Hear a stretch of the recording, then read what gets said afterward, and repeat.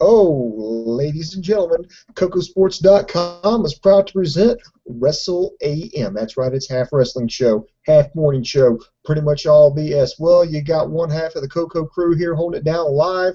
We're going to do a paper review of NXT Takeover 2, just wrapped up here. And I want to, first of all, I want everybody to write down here in the comment section, do you think this pay-per-view, and for the sake of this conversation from here on out, we shall be calling it a pay-per-view because I don't want to call it a special on WWE Network. Fuck it, you have to pay money to get the network, so by God, technically it's a pay-per-view, so this is a paper review. So, tell me, what did you think about the pay-per-view? Did you give it a win, a loss, or a tie? You can tell me, just put it down here in the comments section. Now, some of you are kind of wondering where Dave Kocotis is. Dave Kocotis is nearby in Tokyo, Japan. He was a bit of a naughty boy. He didn't watch it live. He's going to watch it a little bit later on Kocosports.com, where you can find a lot of things on our video on demand section. So if you missed last night's Impact, you can go check it out there. If you want to go back and relive the horror that was Monday Night Raw, I don't know why you'd want to do that, but you can go back and do that if you so choose. We've got a lot of things there, and that's just among the many, many things that we've got there on Kocosports.com, including the latest news and gossip. Well, kids, this one's in the books, and, right out the gate, I have mixed feelings about NXT TakeOver. I think I'm going to be generous. I'm going to say by act of the main event alone, I'm going to give it a weak win. I was debating whether or not strong tie or weak win because a lot of the undercard, to be honest, was not that good. It was way too short. I had a couple of problems with the stream. I don't know if it was my computer or if that was WWE Network's stream overall. So, but that aside, some of the undercard matches just underwhelmed me. But all the title matches were pretty good. The last 30, 45 minutes of the pay-per-view was the best.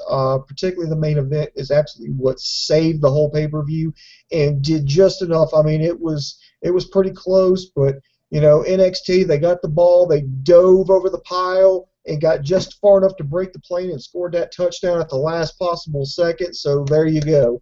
Absolutely worth checking out. Now, for those of you who participated in pay-per-view profits, and no, Dave Kocotis, I know you're listening right now, you rat bastard. You did not win. You did beat me this time, but you did not win pay-per-view profits. I can honestly say this was probably the closest pay-per-view profits that I have ever scored. Of all the people that participated, we had, ties out the yin-yang. It went down to the tiebreakers, and I'm going to give it up here, and it's a very, very close one here, but Rick 19E2, he pulled off the win by one. He won it by a tiebreaker. It went into the tiebreakers. He got them all. He got pretty good here on the main excuse me, on the card, but he came out smelling like a roast. So congratulations to Rick 1982, and I want to thank everybody who participated, particularly Mr. The King and Market Garden and everybody else. I just keep, I'm sorry, there's just so many people here. I can't keep track of everybody, but congratulations to you. But enough of this. I know you want to hear me bitch about this pay-per-view. So again, but keep telling me what you think about it. Let's go ahead and start it out here. This was NXT Takeover 2, live from Full Sail University, live on the WWE Network. They had a pretty good crowd, hot as normal, typical NXT crowd. They decided to start off with, and I was a little shocked here, but they started off with a title match, which in hindsight was an absolutely excellent way to start this pay-per-view off. It was for the NXT Tag Team Championships. You have the reigning champions, the Monsters, the Ascension versus Kalisto and Sin Cara. From here now on out will be known as the Lucha Dragons, which I think is actually a pretty cool name. I'm a huge favor that they came out, and now the match started off a little slow, which is what I kind of expected because you kind of want to wean your crowd into it. Get them into the match, get them behind you. And I think WWE really accomplished that. Good back and forth. It just looked like, this was just going to be another squash match. But the Ascension looked absolutely strong. Yeah, of course, you had the fighting challengers in there. They looked amazing in that match. I mean, a lot of kind of good back and forth. And Jesus Christ, something just went wrong there. Anyway, sorry about that. Callista hit the Selena Del Sol on Victor and got the pinfall, and that snapped the Ascension's 344-day title reign. I mean, there's just this look of disbelief on Connor's face that they had lost, this look of shock. And then, of course, you see Sin Cara and Callisto, just celebrating, just clutching those tag team titles, going up to the ramp for an interview. I think they kind of ruined everything a little bit by, just talking, especially Sin Cara. I know it's a different Sin Cara, speaking perfect English. Not saying they should have sat there and gave the whole promo in Spanish. I think, they could have thrown in some Spanish stuff and, try to help them out a little bit because they sounded like me in a fucking mask. That's not good, kids. But pretty good way to start off the pay-per-view. I've actually got a feeling now that the Ascension is going to get called up. I think main event was their tryout. Now, I know I have to reference this now. People are kind of buzzing about the things that Triple H was talking about as far as NXT, that he wants to turn them into another brand, not just like this developmental territory. They basically, from the way I understand it, they kind of want it to be their version of an indie promotion. They want to recruit people and bring them in and train them there and keep them there, and they want people to be begging on Raw and SmackDown to bring them on, particularly Raw, and they just don't want to be able to not give them up. And to be honest, I could be happy with that. I know it's mainly just to promote the NXT as a network property, as something else to advertise for the network, something strong, and plus they're talking about taking it out on the road. So, yeah, I could see them booking some small venues. I could see them booking something like, the Boutwell Auditorium in Birmingham. I could see them booking something like the Rawson Arena up here around Omaha. Just a smaller venue. I think that's a trade-off. If that's where all the shit's going to be on Raw, and they're going to keep good guys and take it seriously in NXT, fuck it. We'll quit. Dude, Dave Kokotis and I will fucking stop watching Raw. We'll stop watching all the other WWE stuff. We'll start watching NXT and reviewing that, and then we'll be happy that, dun, dun, dun, dun, can win all the fucking titles he wants, because we can be like, the NXT title's the real world heavyweight title. Just an idea, and I think it's and if that's the case, I think that's an absolutely brilliant move, and I want to see that, and I want to see that now. Okay, now is where the pay-per-view kind of just went. The trap door dropped, and the whole pay-per-view just kind of fell out right here. This was kind of like a turd sandwich. You had good stuff at the beginning, your base at the bottom, and a bunch of shit, and then it capped it off with some good stuff. So it was like, you're going to have to take a bite of it. But anyway, next we had a match. I think the replay on this match actually lasted longer than the actual match. I can't really tell you what happened. I don't know if it was WWE speed or my computer, but there was just freezing. I refreshed, and then the match was over. It was C.J. Parker. He came out to the ring. Baron Corbin already inside. From what I understand with the replay, as soon as he got in the ring, he just charged right at him. Baron Corbin hit him with this vicious fucking slam, which I think looks like a damn good finisher. Better than a lot of other people's finishers, but I'll get into that later. Hits that, gets the win, and I'm like, okay, what's going on? Yeah, okay, is this supposed to bury C.J. Parker? Are they going to change his gimmick? Or are they trying to put over Baron Corbin as a monster, trying to build him back up? What was the point of this? I don't know. To me, it's just like, if this thing was only going to go, I don't even know why the hell they had it if it was going to go so short. Then next came the hair versus hair match, Enzo Amore versus Sylvester Lafort. This was a complete and total disappointment. I think I know where NXT was trying to go with this match. I think they were trying to get some more heat on the Legionnaires. They were trying to get more heat on the fort. They were trying to get the crowd behind Enzo Amore, and I think everything just completely fell apart. They had this barber chair. They had the clippers and the shaving cream and the razor, and I'm like, what are they? I'm thinking, okay, they're going to knock this guy out, put him in the chair, shave his head, and be done with it. No, they went a different angle. They kind of went with it was kind of really stupid. They had like this stuff in a bucket.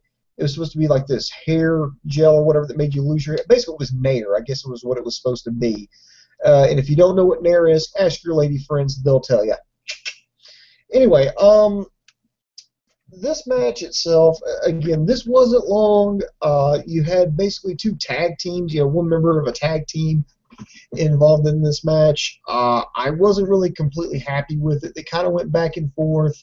The Fort, playing the heel, always, twirling around with this, messing with his hair. Hey, you're not going to shave my hair. And Enzo Amore with this fucking god-awful haircut. I was really hoping he would lose the fucking match so I didn't have to fucking stare at it anymore. That's how god-awful it was. My God, I've seen better haircuts at a lesbian bar. Anyway, this match, I think, ended way too quick, and people are like, what? But you didn't like it. Well, this is kind of why I didn't like it. They were wrestling around. There was a little bit of a kick, and then just out of nowhere, they mixed it up, and then LaForte got distracted just long enough, and Enzo Amore did a fucking schoolboy, rolled him up, 1, 2, 3, and then LaForte's like, oh, no, I'm not going to shave my head. And then Marcus Louis comes down, and eventually, basically, long story short, Sylvester LaForte bolts. They both, Colin Cassidy and Enzo Amore beat the shit out of Marcus Louis, then dumped that bucket of hair gel dissolver, whatever, on his head. And that's the segment. And I'm like, guys, you're going to have to do better than that. I just think that was underwhelming. I think it was kind of a waste of time. I was hoping it would lead to something a little bit bigger. And I believe it is, because I watched the post show, and I'll get to what happened a little bit later. But overall disappointed. I don't know if they were trying to set it up to where I get mad because Sylvester LaForte didn't get his, even though he lost the match.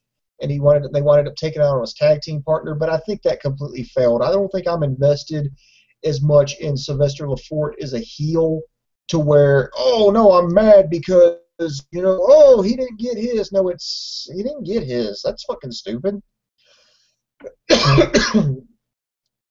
Next, they brought out Kenta, and now this right here. First of all, it was supposed to be Ric Flair supposed to be doing this, but for whatever reason he didn't, so they had William Regal come out and do it. They brought out Kenta. He had a suit and tie. His English is actually pretty good. For someone I don't know if he could speak English beforehand or had limited, but believe it or not, his English was actually really good. He's hello NXT, I'm glad to be here. And then he starts speaking in Japanese, and then he comes back and says, it's like a dream come true to be in the WWE and NXT. And then he decided to rechristen himself with another name after one of his heroes. And I think they needed to do this. He decided to call himself, please forgive me if I fuck this up. I know Dave Kocosports will probably correct me on this. Hideo Itami. Now, I think this was like a little thing, but I really think this needed to be done because I think if WWE slapped that name on him, the fans would have automatically rejected it. They still would have called him Kenta and all this. But I think if he, when Kenta comes out there and says, you know what, it's going to, I'm going to rechristen myself, name myself after a hero, I'm going to make a name for myself here in the U.S., call me Hideo Itami. And I think the fans will be I think it's going to take the fans a little while for them to kind of wrap their heads around it. I know that's another thing Triple H talked about. They're going to not deny who these people were. So they called him Kenta. They brought him out there. And then they had him, pass the torch. So I think that worked. He was interrupted by the Ascension.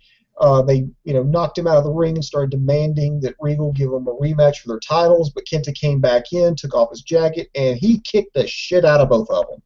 I mean, he beat the shit out of both of them.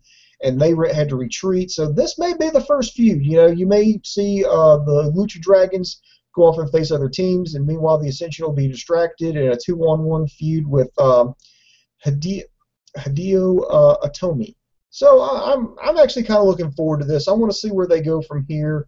That's assuming the Ascension doesn't get called up. I think it's a great way to, bring him in and take the Ascension out, because a good way to go out is on your back in pro wrestling. So I'm interested to see, and I believe he's supposed to be in action next week. So be sure to check out. God, it sounds like I'm working for WWE now. So be sure to check out NXT next week. All right. Let's see. Mr. The King, thank you for watching live here. Guys, keep your comments coming in. I'm going to try to answer them as we come here, as we're talking about all these segments, so keep them coming in. Granted, I'm not Dave Kocosports, and I'm not going to read everything that gets put up on the screen. Just take notes, Mr. Coco. But I will, read everything as the topics come along and try to get to everybody. And, let's have some fun. So, anyway, next segment here, we had Bull Dempsey versus Mojo Rawley. This was the worst match of the night. Yes, this was worse than the hair versus hair match that pulled the bait and switch, and this was worse than the squash match that took under 60 seconds. Remember, this was supposed to be some kind of grudge match here. You had, Bull Dempsey, who turned on Mojo Rawley and after the tag team tournament, who's been haunting them, and these two have been going back and forth. What do? Do they hang it all out in the ring? Do they beat the crap out of each other? No, this match was over in like 2 minutes. I kid you not.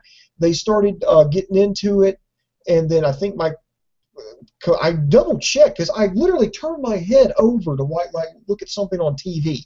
So I looked over, I came back, and the match was over, and I'm like, what in the hell happened? Apparently, and I had to watch on the replay, it was after Bull Dempsey outpowered Mojo, he jumped in the air and delivered a headbutt to Mojo, and then got the pin, and then jumped up on top rope and did it to him again. And I'm like, that was a complete, total fucking waste of time. WWE, if you got guys who can't do it, don't put them on the show. Don't build up this match. I mean, it's like, I can let C.J. Parker and Baron Corbin pass because this was unadvertised. This was, okay, let's kind of fill some time. Let's kind of give these guys some ring time. Maybe they're going to try to advance something here. Okay, fine. I can let that slide. Okay, I'm not going to complain about it because I didn't have any anticipation about it. This was a complete, total fucking catastrophe.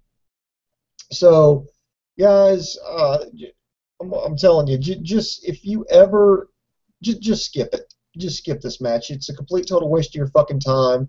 It was absolutely horrible. If these two can't get it, these two don't need to be on NXT. They need to go back, start training some more, or what the hell ever. I mean, okay. Look, I know this is what NXT's for. People train there, people wrestle there. But don't put these guys in a feud, build it up, put it on like your card and say, okay, these two are going to fight each other. This is good. We're promoting this. Here's this guy. Here's what's happened. Here's that guy. Here's what's happened. And the match is over. Don't do that shit. If you just do it on a regular show, okay, understandable, move on. It was horrible. In other words, I didn't like it. I didn't care for it very much. Next here we had the NXT Women's Championship match. You had the champion Charlotte, defending against Bayley, the challenger. Wow. I was worried this match was going to kind of suck after at least what I've been seeing for the past 2 or 3 matches. But let me tell you something. These two women delivered better than half the men on that fucking roster did. I'm not joking. This was a great match. This is what I wish women's matches on Raw could be. Paige and AJ, God bless them, they're doing a great job, but I was more emotionally invested in this feud. I mean, this was great. I mean, you had Bayley, the scrappy challenger, versus Charlotte, the disrespectful champion. She's kind of like playing the Apollo Creed, and it was kind of like, and I hate to, they always go back, with wrestling promoters, they tend to go back to not the David and Goliath, but the Rocky storyline. You got the underdog champion versus the cocky heel. And it's just always, and it's not just about winning a match. It's about respect. And Bayley had been disrespected. She fought and clawed and scrapped her way to the top. And there's Charlotte has no respect for her. And these two just, these two just gave it all. Bayley, every time she would get something going, boom, Charlotte would shut her down right there. I'm talking, just every time, boom, forearms, nope, hit, knock her down. And then they had an amazing spot where they Charlotte was sitting on the top rope. Bayley managed to hit her with a Hurricanrana, couldn't get the win. And then Bayley kicked out of God, I can't remember. But anyway, Bayley kicked out of her move, and she had this look on her face like, you're going to have to do better than that. Is that all you got, you son of a bitch? And then just Charlotte, just out of frustration, spun her around, hit her with a natural selection and got the pin. And I'm just like, oh God, no, she lost. I mean, because I was straight up pulling for Bayley, straight up was. And I was a little heartbroken with that. But what happened next? They kind of set up the storyline. Of course, you got Charlotte showing off everything. Hey, I'm still a champion. And she's going out. It's like she's going to tease going back. No, but she goes out. And then out comes Sasha Banks, the woman that Bayley beat 2 times before. And she took off her necklace, took off her sunglasses, went in there and started commencing the beat down on Bayley. Well, Charlotte came back in there and made the save. And then I guess you could argue that's the face turn for Charlotte, because she kind of looked at it as, here's this chick who just gave me everything she had, and then here's Sasha Banks coming in here. She's not worthy to do this, and ran her off. And you kind of saw that respect, kind of like at the end of Rocky, and it's like, ain't gonna be no rematch. Don't want one. No, actually, she does want one. But I think they ended one chapter but opened up another. Actually, I don't even think this is the end of a chapter. This is like they're turning the page on this. They're going to go to something a little bit more on this. I would kind of like to see, Bayley kind of start over again. I'm not going to give up. If I got to go through Sasha Banks again, I'll do it. I'm going to, in fact, at the post show, she said that she wanted another shot. She was going to beat Charlotte this time. And then Sasha Banks came out. So it may turn into a 3-way feud. But it's looking like we actually had a face turn for the heel champ Charlotte. And then, ladies and gentlemen, we had by far, I'm going to give this a Match of the Year candidate. That's right. Boom Boom's calling it right now. Match of the Year candidate. NXT Takeover 2. The fatal 4-way between Adrian Neville, Sami Zayn, Tyler Breeze, and Tyson Kidd. This was wrestling done right. And I think the crowd even chanted that. And I couldn't disagree with them. I absolutely agree with the crowd. This is wrestling done right. This was an absolutely amazing display. All 4 of these guys got into this ring. All 4 of these guys put it all on the line. They laid it all out there. They put on one hell of a match. Everybody got showcased. Everybody got their spot. Everybody got this moment where it looked like they were going to win. And it would have been believable. If the match would have ended there, it totally would have made sense and people still would have been happy. And usually with WWE, especially when it comes to main events or something like this where you have like these highly gimmicky matches, you're just kind of like, whatever, okay, looking at your watch. Me, I was looking at my watch, but in a different way. I wasn't like constantly looking at it. I was looking down at the computer, or clock on my computer, and going, God, how long have they got? It feels like they've been going longer than that, or they've only been going 2 minutes. It feels like they've been going 10. This is amazing. You don't want the match to end. You can watch these guys wrestle all fucking night. These guys, and everybody looked good. I think everybody came out stronger. I mean, to be honest, guys, I would not be doing it justice if I sat here and tried to describe every bit of action. Everybody had their moment. There was points where it looked like they were going to get the belt off Adrian Neville by isolating him to the outside. You had the heels isolate Sami Zayn. You had Tyson Kidd play like the veteran, knowing what to do. You had Tyler Breeze playing the opportunist, like he was about to steal one. Then it looked like Sami Zayn was about to climb the mountain and finally get that win. You felt in jeopardy for the champion with Adrian Neville, but Adrian Neville ultimately retained. Now, I've actually got a question here from Mr. the King, RFW. He says, do you think Adrian is getting called up? You know what? That could be a possibility. See, the biggest turning point with this match was I'm thinking there was a heel turn. In fact, I'm going to call it right now. Charlotte turns face. I'm calling it right now. Adrian Neville turned heel. You're like, well, how could he turn heel?